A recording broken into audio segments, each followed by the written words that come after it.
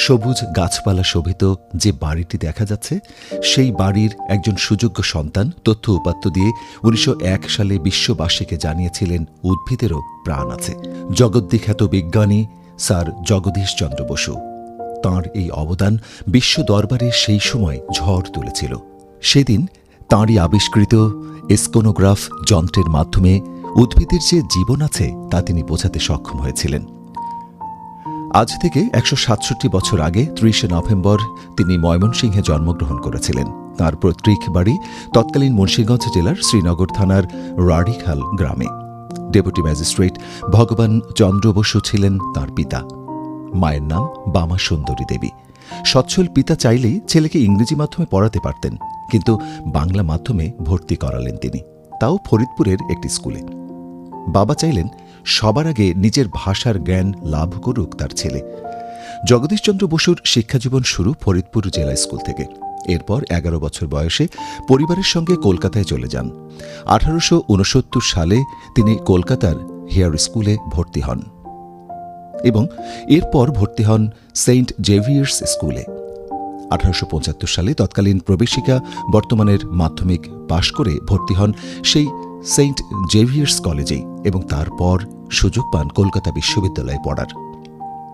Saint Xavier's কলেজের খ্রিস্টান যাজক ফাদার ইউজিন ল্যাফন্টের নিবিড় সান্নিধ্য লাভ করেন তিনি এবং তাঁর প্রকৃতি বিষয়ক অনুসন্ধান করার আগ্রহ তৈরি হয় ওই ফাদারের প্রভাবেই। কলকাতা বিশ্ববিদ্যালয় থেকে পাশ করে তিনি চেয়েছিলেন ইন্ডিয়ান সিভিল সার্ভিসে যোগ দিতে, কিন্তু বাধা দিলেন তাঁর বাবা। তাঁর বাবা নিজে একজন সরকারি কর্মচারী হয়েও চেয়েছিলেন তাঁর ছেলে যেন কারো অধীনে না থেকে স্বাধীনভাবে নিজের কাজ করতে পারে। তাই জগদীশচন্দ্র বসু চলে গেলেন ইংল্যান্ডে। লন্ডন বিশ্ববিদ্যালয়ে মেডিসিন বিভাগে ভর্তি হন, কিন্তু বেশি দিন পড়তে পারলেন না। সে সময় প্রায়ই অসুস্থ হয়ে পড়তেন তিনি। লাশ ঘরের লাশ ও ওষুধের তীব্র দুর্গন্ধ তাঁর এই অসুখকে আরও বাড়িয়েছিল। তাই মেডিসিন বিষয়ে পড়া ছেড়ে দেন তিনি। এরপর তৎকালীন ভারতের বিশিষ্ট বিতার্কিক তাঁর বোনের স্বামী আনন্দমোহন বসুর পরামর্শে তিনি ক্যামব্রিজের ক্রাইস্টস কলেজে ভর্তি হন। ক্যামব্রিজ বিশ্ববিদ্যালয় থেকে ন্যাচারাল সায়েন্সে বিএ ডিগ্রি, ১৮৮৪ সালে লন্ডন বিশ্ববিদ্যালয় থেকে বিএসসি ডিগ্রি এবং তারপর ১৮৯৬ সালে ডিএসসি ডিগ্রি লাভ করেন। ১৮৮৫ সালে তিনি লেখাপড়া শেষে ভারতে ফিরে আসেন। সেই সময়ে লর্ড রিপনের অনুরোধে তিনি প্রেসিডেন্সি কলেজে পদার্থবিজ্ঞানের ভারপ্রাপ্ত অধ্যাপক হিসেবে যোগ দেন। চাকরিতে ঢুকেই তিনি কর্তৃপক্ষ কর্তৃক কলেজের অন্যান্য শিক্ষকদের মতো তীব্র বৈষম্য দেখতে পান। ব্রিটিশ অধ্যাপকগণ যে বেতন পেতেন সেই তুলনায় তাঁর বেতন ছিল বেশ কম, যা তিনি মেনে নিতে পারেননি। এর প্রতিবাদ স্বরূপ তিনি প্রায় ৩ বছর বেতন গ্রহণ করেননি, কিন্তু অধ্যাপনার কাজ থেকেও সরে দাঁড়াননি। ৩ বছর তিনি শিক্ষার্থীদের পড়িয়েছেন বেতন ছাড়াই। পরে পাবলিক ইনস্ট্রাকশন ও প্রেসিডেন্সি কলেজের অধ্যক্ষের চেষ্টায় তাঁকে স্থায়ীভাবে অধ্যাপক হিসেবে নিয়ে নেওয়া হয় এবং তাঁর ৩ বছরের পুরো বেতন দিয়ে দেওয়া হয়। আগে থেকে পরিচয় থাকলেও জগদীশচন্দ্র বসুর সঙ্গে বিশ্বকবি রবীন্দ্রনাথ ঠাকুরের অন্তরঙ্গতার শুরু ১৮৯৭ সাল নাগাদ, খামখেয়ালি সভার অধিবেশনগুলিতে উপস্থিতির মধ্য দিয়ে। ২.৫ বছরের বড় জগদীশচন্দ্রের সঙ্গে রবীন্দ্রনাথের প্রগাঢ় বন্ধুত্ব গড়ে উঠেছিল। কবিগুরু সাহিত্য রসে সমৃদ্ধ হলেও বিজ্ঞান বিষয়ে তেমন জ্ঞাত ছিলেন না। অন্যদিকে জগদীশচন্দ্র বসু বিজ্ঞানে নিপুণ হলেও সাহিত্য জ্ঞানে ছিলেন অজ্ঞাত। সেদিক থেকে তাঁদের বন্ধুত্বের ফলে একদিকে রবীন্দ্রনাথ জগদীশচন্দ্রের কাছ থেকে বিজ্ঞানের ব্যাপারে জানতেন এবং জগদীশচন্দ্র রবীন্দ্রনাথের কাছ থেকে সাহিত্য সম্পর্কে জানতেন। জগদীশচন্দ্রকে রবীন্দ্রনাথ ঠাকুর বেশ প্রভাবিত করতে পেরেছিলেন। ১৮৯৬ সালে জগদীশচন্দ্র বসু নিরুদ্দেশের কাহিনী নামে একটি গল্প লিখেন। পরে একে আরও বিস্তৃত করে অব্যক্ত নামক রচনা সমগ্রে পলাতক তুফান নামে সংকলিত করেন। বাংলা ভাষায় রচিত ওটি ছিল প্রথম সায়েন্স ফিকশন, অর্থাৎ বাংলা সায়েন্স ফিকশন তাঁর হাত ধরেই এসেছে। তাঁকে বাংলা ভাষার প্রথম বিজ্ঞান বিষয়ক লেখকও বলা হয়। রবীন্দ্রনাথ ঠাকুরের কাবুলিওয়ালা ইংরেজিতে অনুবাদ করেছিলেন জগদীশচন্দ্র বসু। পিতৃ স্মৃতিতে রথীন্দ্রনাথ ঠাকুর লিখেছেন, একজন বিজ্ঞানী, অন্যজন কবি, এদের মধ্যে যে আকর্ষণ ছিল সে কেবল বন্ধুত্ব বললে সম্পূর্ণ বলা হয় না, পরস্পরের মধ্যে একটি গভীর অন্তরঙ্গ সম্বন্ধ ছিল। গল্প, কথাবার্তা, গল্প করার মধ্যে ভাব বিনিময়ের চেষ্টা যেন সর্বদাই চলত। নতুন গল্পের প্লট বা যে প্রবন্ধ লিখছেন তার বিষয়বস্তু নিয়ে বাবা আলোচনা করতেন। জগদীশচন্দ্র তাঁর উদ্ভাবিত নতুন যন্ত্রের কথা বলতেন, নতুবা বলতেন জড় ও জীবের মধ্যে কী সব অদ্ভুত মিল তিনি সেই যন্ত্রের সাহায্যে আবিষ্কার করেছেন। দুজনের চিন্তাধারা সম্পূর্ণ ভিন্ন পথে চললেও তাঁরা যেন যথেষ্ট খোরাক পেতেন পরস্পরের কথাবার্তা আলোচনা থেকে। 1899 থেকে 1928 সালের মধ্যে জগদীশচন্দ্রকে লেখা রবীন্দ্রনাথের 36টি চিঠি সংকলিত রয়েছে বিশ্বভারতীর প্রকাশিত চিঠিপত্র 6 খণ্ডে। এগুলি মূলত জগদীশচন্দ্রের লন্ডন প্রবাসকালে লেখা, যখন তিনি সেখানে নিজের গবেষণায় মগ্ন।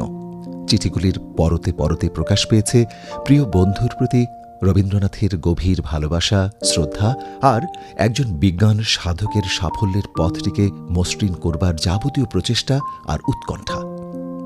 একই সঙ্গে রবীন্দ্রনাথ নিঃসংকোচে লিখেছেন তাঁর পারিবারিক জীবনের নানা খুঁটিনাটি ঘটনা, ব্যবসা প্রচেষ্টা, শান্তিনিকেতনের স্বপ্ন, শিলাইদহের পদ্মা, নিজের সাহিত্যকর্ম, নিকটজনের মৃত্যু, শোক, আঘাত এবং আরও কত কিছু।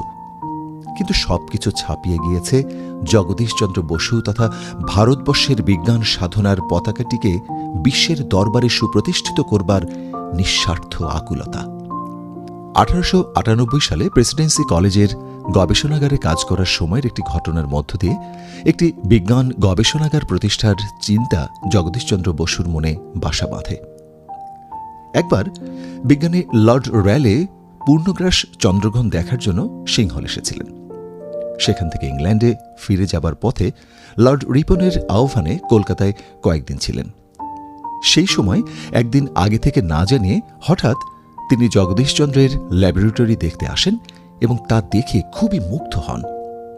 তবে ওই দিন বিকেলেই কলেজের অধ্যক্ষ জগদীশচন্দ্রের কাছে চার্জশিটের ভাষায় কৈফিয়ত তলব করেন, কেন কলেজ কর্তৃপক্ষের অনুমতি ছাড়া র্যালের মতো একজন বিখ্যাত বিজ্ঞানীকে ল্যাবরেটরিতে নিয়ে আসেন তিনি। তাতে জগদীশচন্দ্র বসু খুবই অপমানিত বোধ করেন এবং এর তীব্র প্রতিবাদ করেন। ফলে কর্তৃপক্ষ তাঁর গবেষণার কাজে বাধা সৃষ্টি করতে থাকে, যে কারণে জগদীশচন্দ্র বসু মনস্থির করেন তিনি নিজ তত্ত্বাবধানে এমন একটি গবেষণা প্রতিষ্ঠান গড়বেন যেখানে ভারতীয় বিজ্ঞানীরা স্বাধীনভাবে কাজ করতে পারবেন। সেই গবেষণা প্রতিষ্ঠান নির্মাণের বিশাল পরিকল্পনা কার্যকরী করার জন্য প্রয়োজন ছিল অনেক অর্থের। সম্পূর্ণ সরকারি সহযোগিতা ছাড়া তিনি তা করতে সক্ষম হয়েছিলেন। 1899 সালে বোন নিবেদিতা বিশিষ্ট ইউরোপীয় মহিলা মিসেস ওলি বুলের সাথে জগদীশচন্দ্রের পরিচয় করিয়ে দেন। জগদীশচন্দ্রের গবেষণার অগ্রগতির কথা শুনে মিসেস বুল খুবই উৎফুল্ল হয়েছিলেন। তাঁদের মধ্যে অত্যন্ত সুসম্পর্ক গড়ে উঠেছিল। 1900 সালে প্যারিস আন্তর্জাতিক বিজ্ঞান কংগ্রেসে যোগদান করতে গিয়ে জগদীশচন্দ্র বসু অসুস্থ হয়ে পড়েছিলেন। মিসেস বুল সেই সময় তাঁকে সেবা করে সুস্থ করে তুলেছিলেন, আর সেই থেকে জগদীশচন্দ্র বুলকে মায়ের মতো দেখতেন। মিসেস বুল তাঁর মৃত্যুর আগে তাঁর সম্পত্তির উইলে অনেক অর্থ জগদীশচন্দ্রের গবেষণাগার নির্মাণ ও ভারতে বিজ্ঞানের অগ্রগতির জন্য দান করেছিলেন। সেই কাজে পাশাপাশি অনন্য ভূমিকা রেখেছিলেন তাঁর স্ত্রী শ্রীমতী অবলা বসু। তিনি নিজের প্রায় 4 লক্ষ টাকা দিয়েছিলেন। জগদীশচন্দ্র বসু তাঁর মুন্সীগঞ্জের পৈতৃক সম্পত্তির অনেকটা বিক্রি করে দিতে বাধ্য হন সেই কাজের জন্য। না হলে 30 একরের জগদীশচন্দ্র বসু ইনস্টিটিউশন হতো আরও বেশি জায়গা নিয়ে আরও বিস্তৃত। কলকাতার তৎকালীন 93/1 আপার সার্কুলার রোড, বর্তমানের আচার্য প্রফুল্লচন্দ্র রোডে অবশেষে 1917 সালের 30 নভেম্বর জগদীশচন্দ্র বসুর 60তম জন্মদিনে তাঁর বহু কাঙ্ক্ষিত স্বপ্ন সার্থক হয় সেই বসু বিজ্ঞান মন্দির, বোস ইনস্টিটিউটের দ্বারোদ্ঘাটনের মধ্য দিয়ে। জগদীশচন্দ্র বসু সেই দ্বারোদ্ঘাটনকে স্মরণীয় করে রাখার জন্য রবীন্দ্রনাথ ঠাকুরকে একটি গান রচনা করার জন্য অনুরোধ করেছিলেন, কিন্তু সেই সময় রবীন্দ্রনাথ ঠাকুর দেশের বাইরে ছিলেন। সেখান থেকেই তিনি চিঠিতে লিখে পাঠিয়েছিলেন, তোমার বিজ্ঞান মন্দিরের প্রথম সভা উদ্বোধনের দিনে যদি আমি থাকতে পারতাম তাহলে আমার খুব আনন্দ হতো। বিধাতা যদি দেশে ফিরিয়ে আনেন তোমার এই বিজ্ঞান যজ্ঞশালায় একদিন তোমার সাথে মিলনের উৎসব হবে, এই কথা মনে রইল। রবীন্দ্রনাথ ঠাকুরও জগদীশচন্দ্রের অন্যতম মিত্র হিসেবে অনেক অর্থ সংগ্রহ করে সাহায্য করেছিলেন এর নির্মাণে। ভারতীয় উপমহাদেশে কোনো বিজ্ঞানীর উদ্যোগে এমন গবেষণাগার প্রতিষ্ঠা ওটাই ছিল প্রথম। বিশ্বেও এমন উদাহরণ বিরল। অবাক করা বিষয় হলেও এটাই সত্য যে ২৪ পরগনার ফলতা থানার অদূরে রয়েছে আরেকটি বসু বিজ্ঞান মন্দির বা বোস ইনস্টিটিউট। সেখানে তিনি জীবনের একটি সময় কাটিয়েছেন। সেই বাড়িতে তিনি অনেক গবেষণামূলক কাজ করেছিলেন। ১৮৮৭ সালে বিজ্ঞানী হেলস প্রত্যক্ষভাবে বৈদ্যুতিক তরঙ্গের অস্তিত্ব প্রমাণ করেন। এ নিয়ে আরও গবেষণা করার জন্য তিনি চেষ্টা করছিলেন, যদিও শেষ করার আগেই তিনি মারা যান। জগদীশচন্দ্র তার অসমাপ্ত কাজ সমাপ্ত করে সর্বপ্রথম প্রায় ৫ মিলিমিটার তরঙ্গ দৈর্ঘ্য বিশিষ্ট তরঙ্গ তৈরি করেন। এ ধরনের তরঙ্গকেই বলা হয় অতি ক্ষুদ্র তরঙ্গ বা মাইক্রোওয়েভ। আধুনিক রেডার, টেলিভিশন এবং মহাকাশ যোগাযোগের ক্ষেত্রে এই তরঙ্গের ভূমিকা অনস্বীকার্য। মূলত এর মাধ্যমেই বর্তমান বিশ্বের অধিকাংশ তথ্যের আদান প্রদান ঘটে থাকে। তাঁরই কল্যাণেই আজকে আমরা ওয়াইফাই, ব্লুটুথ বা স্মার্টফোন খুব সহজেই ব্যবহার করতে পারছি। যদিও আমরা আধুনিক রেডিওর জনক হিসেবে জি মার্কনিকে বিবেচনা করে থাকি ১৯০১ সালে তাঁর আবিষ্কারের জন্য, কিন্তু তার কয়েক বছর আগেই স্যার জগদীশচন্দ্র বসু তড়িৎ চুম্বকীয় তরঙ্গ সম্পর্কে ব্যাখ্যা প্রদান করেন। জীবদ্দশায় তিনি তার বিক্রমপুরের সম্পত্তি দান করে যান। সেখানে ১৯২১ সালে সুরুজবালা সাহা বিদ্যালয় ও পরে ১৯৯১ সালে জগদীশচন্দ্র বসু ইনস্টিটিউশন ও কলেজ প্রতিষ্ঠা করা হয়। ২০১১ সালে জগদীশচন্দ্র বসু কমপ্লেক্স নির্মাণ করা হয়েছে, যা চলে জগদীশচন্দ্র বসু ইনস্টিটিউশনের উদ্যোগে। কমপ্লেক্সে নির্মিত হয়েছে জগদীশচন্দ্র বসু স্মৃতি জাদুঘর, পশু পাখির মুরাল, কৃত্রিম পাহাড় ঝর্ণা ও সিঁড়ি বাঁধানো পুকুর ঘাট।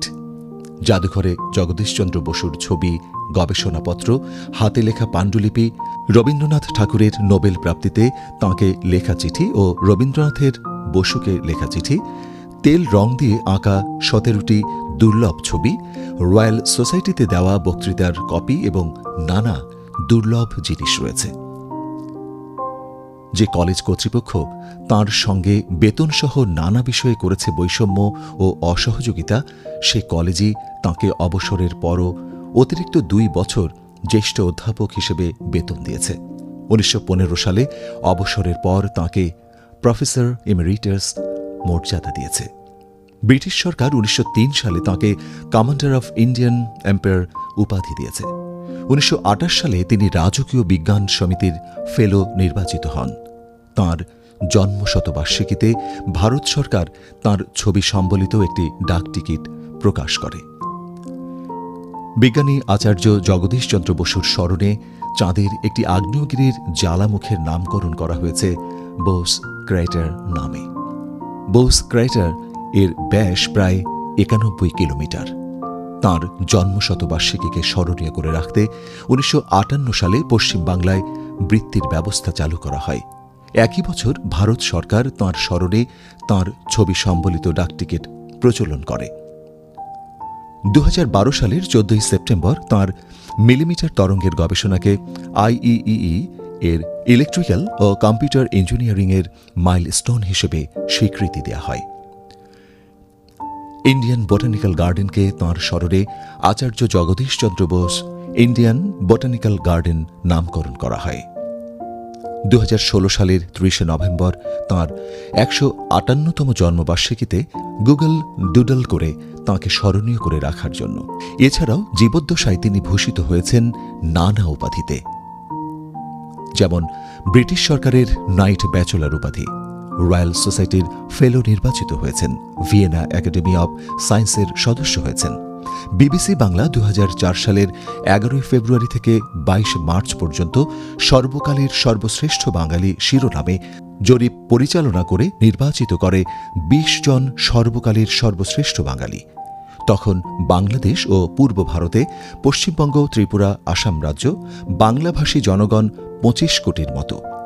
আর তাদের মধ্যে 1,20,00,000 মানুষ বিবিসি বাংলা রেডিওর শ্রোতা। এই বিপুল সংখ্যক শ্রোতাসহ সারা বিশ্বে ছড়িয়ে থাকা বাঙালিদের মধ্যে সেই বিশাল কর্মযজ্ঞ পরিচালনা করা হয়। তাদের নির্বাচিত 20 জন সর্বকালের সর্বশ্রেষ্ঠ বাঙালির মধ্যে রয়েছে মুন্সিগঞ্জ জেলার 2 জন কৃতী সন্তান। 7 নম্বর নির্বাচিত হন আচার্য জগদীশ চন্দ্র বসু ও 18 নম্বর নির্বাচিত হন শ্রীগায়ন অতীশ দীপঙ্কর। বিশ্বখ্যাত বিজ্ঞানী আইনস্টাইন তার সম্পর্কে বলেছেন, জগদীশচন্দ্র যেমন অমূল্য তথ্য পৃথিবীকে উপহার দিয়েছেন, তার যে কোনোটির জন্য বিজয় স্তম্ভ স্থাপন করা উচিত। স্বল্প পরিসরে বিজ্ঞানী স্যার জগদীশচন্দ্র বসুর আবিষ্কার, গবেষণা ও স্বীকৃতি সম্পর্কে বিস্তারিত তুলে ধরা সম্ভব নয়। আমরা এখানে তাঁর একটি ছায়া তৈরির চেষ্টা করেছি মাত্র। এই মহান বিজ্ঞানী 1937 সালের 23 নভেম্বর ভারতের ঝাড়খণ্ডের গিরিডিতে 79 বছর বয়সে মৃত্যুবরণ করেন। জগদ্বিখ্যাত বিজ্ঞানী জগদীশচন্দ্র বসুর মতো কৃতিমুখ কালে কালে আসে না। আমরা তাঁকে নিয়েই গর্বিত। আজ 167তম জন্মবার্ষিকীতে তাঁর প্রতি প্রকাশ করছি বিনম্র শ্রদ্ধা। আপনারা সবাই জানেন, বহু বিখ্যাত মানুষের পৈতৃক ভিটা বা জন্মস্থান মুন্সিগঞ্জ, বিক্রমপুর। স্যার জগদীশচন্দ্র বসুর পৈতৃক ভিটা বিক্রমপুরের রাড়িখাল গ্রামে।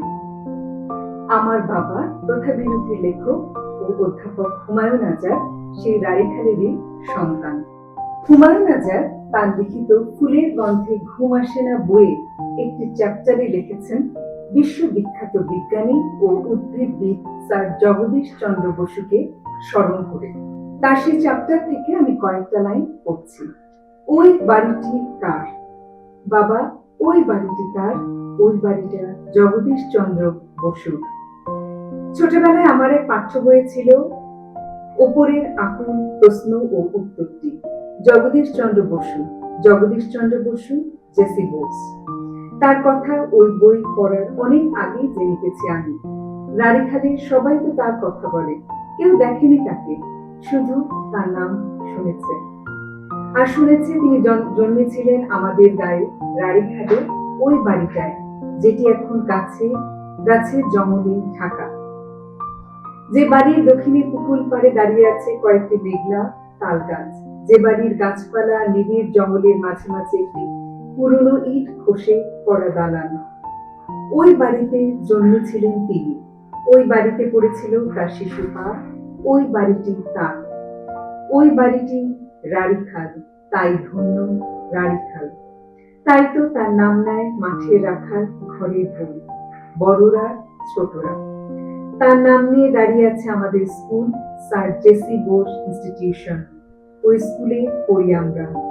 তার নামের ছোঁয়া লাগে আমাদের গায়ে। এক যে ছিল রাজা, শুনলে যতটুকু শিহরণ লাগে তার চেয়ে অনেক বেশি শিহরণ লাগে তার নাম শুনলে। তিনি আমাদের রূপকথার যুবরাজ। তিনি জানতেন গাছের প্রাণ আছে। তিনি প্রথম আবিষ্কার করেছিলেন গাছের প্রাণ আছে, গাছেরা কাঁদে যেমন কাঁদে মানুষ, গাছেরা হাসে যেমন হাসে মানুষ। একথা বলতো আমাদের গায়ের লোকেরা বিভোর হয়ে, শুনে আমরা বিভোর হয়ে যেতাম। গাছের প্রাণ আছে একথা জানতে পারেনি পৃথিবীর আর কেউ। সবার আগে জেনেছেন তিনি, যার জন্ম হয়েছিল আমাদের গায়ে। কিরকম একটা শিহরণ পুলক ঘোর যে বয়ে যেত শরীর মনের শিরা উপশিরা বেয়ে। গাছ কাঁদে, কতদিন তো তাকিয়ে থেকেছি গাছের কাঁদো কাঁদো মুখ দেখার জন্য। মাঝরাতে কান পেতে দেখেছি গাছের কান্না শোনার জন্য। মনে হতো এই বুঝে কেঁদে উঠল দাদার কবরের করিফুল গাছের ঝোপটি। গাছের খিলখিল হাসি শোনার জন্য ঘোরাফেরা করেছি কতদিন কত গাছের চারপাশে। আমাদের গ্রাম ভালোবাসত তাকে, তাকে নিয়ে কত গর্ব আর গৌরব আমাদের গ্রামের। স্যার জগদীশচন্দ্র বসুর প্রতি রইল গভীর শ্রদ্ধা। ধন্যবাদ।